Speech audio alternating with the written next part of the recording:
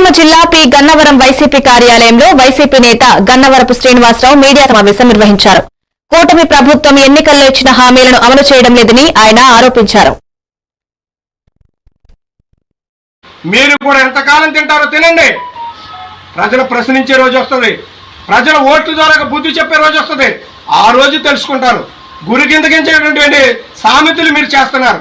గురి కింద గింజ పైన ఎరుపు చూసుకుంటుంది కానీ కింద ఎరుపు నలుపు చూసుకోవట్లేదు. నలుపును కూడా మీరు చూడాలి.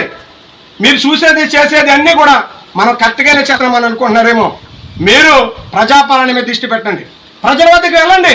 ప్రజల వద్దకు వెళ్ళి ప్రజలను అడగండి. మీకేం అవసరమో అని అడగండి.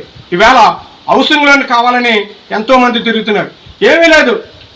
ఒక ఎండియూ వెహికల్స్ ద్వారాగా ఎవరైతే వికలాంగులు ఉన్నారో, ఎవరైతే ముసలి వాళ్ళు ఉన్నారో, ఎవరైతే పేదవాళ్ళు ఉన్నారో, ఎవరైతే ఈ బియ్యం పౌర సరఫరాల నుంచి బియ్యం చేసుకున్న రేషన్ బియ్యము దాంట్లో ఎవరైతే ఉన్నారో వారికి ఇంటింటికి కూడా జగన్మోహన్ రెడ్డి గారు బియ్యం పంపించిన దాఖలాలు ఉన్నవి.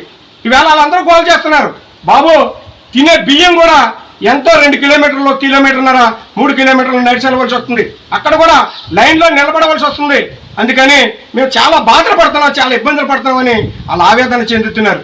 ఇవన్నీ మీరు గుర్తు చేసుకోండి. శాసనసభ్యుల వారు ఇవన్నీ కూడా మీరు చట్టసభలో అడగండి. శాసనసభలో మీరు ప్రశ్నించండి.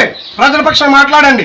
ఈ మానేసి మీరు పర్సనల్గా మరి గ్లెడ్జెస్ పెట్టుకుని పర్సనల్గా మీరు విమర్శించుకోవడం అనేది ఒక సహచర శాసన మండలి సభ్యుల్ని మళ్ళీ మీరు కూడా అతనికి వార్నింగ్ ఇచ్చినటువంటి మాట్లాడటం అనేది సభ్య సమాజానికే చేటని, సభ్య సమాజానికే గౌరవంగా లేదని మేము మీ మీడియా మిత్రుల